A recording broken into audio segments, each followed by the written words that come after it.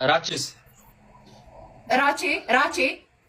ራቼ ባይዛዌ የዋንትያን እኮ ኪያ ጠየኩኝ እኮ ለምን ዋንትያ አልገባችም ምናምን ብዬ ማለት ነው። ከዛም በደንብ አስረዱኝ። ዋንትያ ብዙ ጊዜ ሊፕስ እንደዚህ በዘፈን ነው የምትሰራው፣ ይሄ የዘፈነች ነው የምትሰራው ተረድተኛ።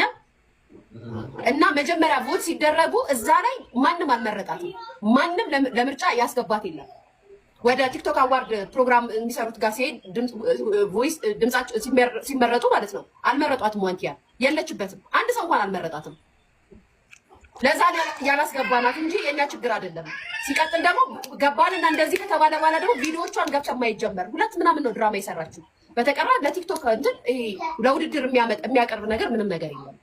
ለዛ ነው አሉ። እኔ ደውዬ ጠየቅኩኝ ዛሬ እና ሮዚስ ለዛውም ውጭ ሀገር ሆና ምን ሰርታለች ከሊፕሲንግ ውጭ?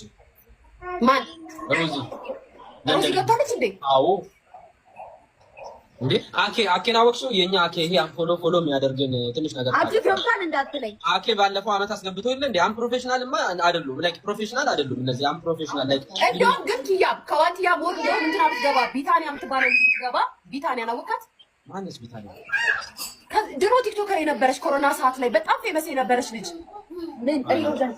እንትን ምንድን ነው ይሄ የኮሮና መከላከያ ምንድን ነበር ፈንድቶባት ፊቷ የተበላሸ አንገቷ ላይ የተበላሸባት ልጅ አሁን ሁለት ልጅ ማሚ ማለት እቺ ቆንጆዬ አሁን ወልዳ ምናምን በጣም እንደው ሞር ለምንድን ነው ለሷ እንደው ድምጽ ያለ እንደው እሷን ነው እንደው በደንብ ምክንያቱም ሚዲያው ላይ ካየኸው ብዙ ሰው ትኩረት ሰጥቶ ስለሷ ያወራ ሰው የለም። አንዴ ብቻ ነው ኢቢኤስ ላይ ቀርባ እንትን ያለችው። እሷ በየቀኑ የምትሰራቸው ቪዲዮዎች አስተማሪ ነው።